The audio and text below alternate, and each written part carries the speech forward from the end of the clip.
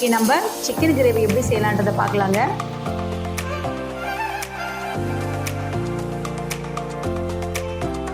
இப்போ சிக்கனுக்கு தேவையான பொருள்லாம் பார்க்கலாங்க.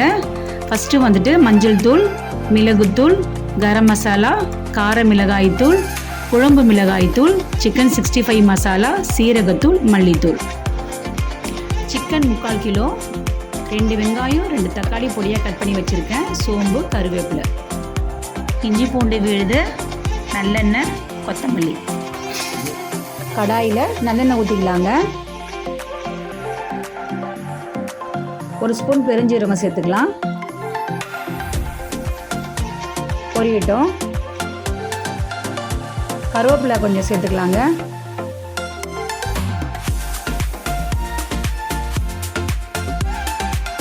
வதக்கி விடுங்க. 2 வெங்காயம் பொடியாக கட் பண்ணி வச்சுருக்கேன், அதையும் சேர்த்துக்கலாம். சேர்த்துட்டு நல்லா வதக்கி விடுங்க. இப்போது தேவையான அளவு உப்பு சேர்த்துக்கலாங்க. உப்பு சேர்த்தா நல்லா வெங்காயம் வதங்கிடுங்க. இப்போ வெங்காயம் நல்லா வதங்குறதுக்காக மூடி போட்டு மூடிடலாங்க. இப்போ ஓப்பன் பண்ணி பார்க்கலாம். வெங்காயம் நல்லா வதங்கிடுச்சுங்க. இது கூட ஒரு 2 ஸ்பூனு இஞ்சி பூண்டு விழுது சேர்த்துக்கலாங்க. நல்லா வதக்கி விடுங்க.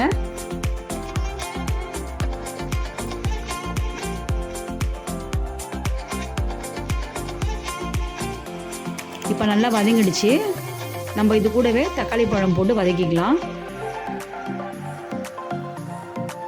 இப்போ தக்காளியும் வெங்காயம் வதங்கிடுச்சுங்க.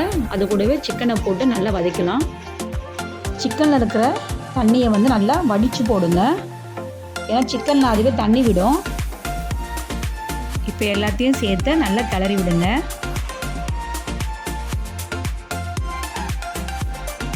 மூடி போட்டு இப்போ மூடிடலாம். இப்போ ஓப்பன் பண்ணி பார்க்கலாம். சிக்கனை வந்து நல்லா கிளறி கொடுங்க.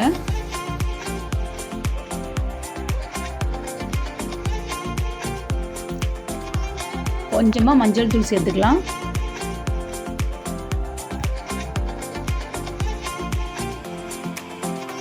ஒன்று சேர கிளறி விடுங்க.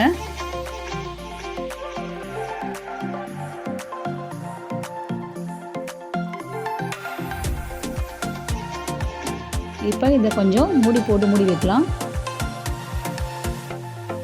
இப்போ ஓப்பன் பண்ணி பார்க்கலாம். கிளறி கொடுங்க.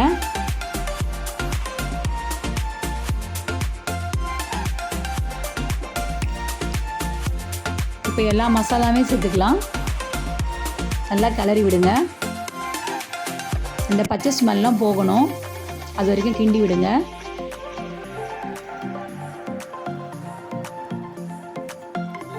மசாலா வந்து நல்லா அப்போ தான் வந்து சிக்கனில் இறங்கும், அது வரைக்கும் நல்லா கிளறி விடுங்க.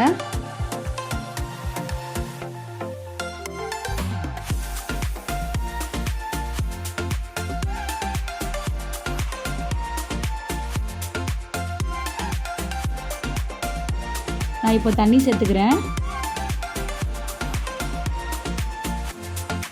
கிளறி விடுங்க.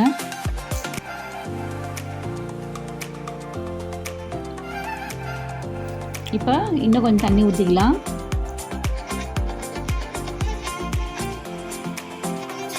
கிளறி விடுங்க.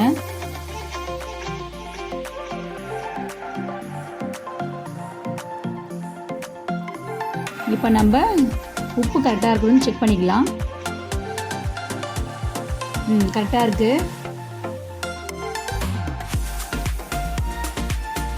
இப்போ மூடி போட்டு வச்சிடலாம். திறந்து பார்க்கலாங்க. நல்லா கொதிக்குது பாருங்கள். சூப்பராக இருக்கும் அந்த கிரேவி. நான் இட்லிக்காக இது பண்ணியிருக்கேன். நீங்கள் வேணா கொஞ்சம் திக்காக கூட செஞ்சுக்கலாம். இது வந்து தோசை இட்லிக்காக ரொம்ப நல்லாயிருக்கும். நீங்கள் சாதத்துக்கு வேணால் கொஞ்சம் திக்காக செஞ்சுக்கோங்க. ஃபைனலாக கொத்தமல்லி ஆட் பண்ணிக்கலாம். நல்லா கிளறி விடுங்க. சிக்கன் கிரேவி பாருங்கள், சூப்பராக கொதிக்குது. நீங்களும் இந்த மாதிரி செஞ்சு பார்த்துட்டு எப்படி இருக்குன்னு சொல்லிட்டு எனக்கு கமெண்ட்ஸில் சொல்லுங்கள். தேங்க்யூ.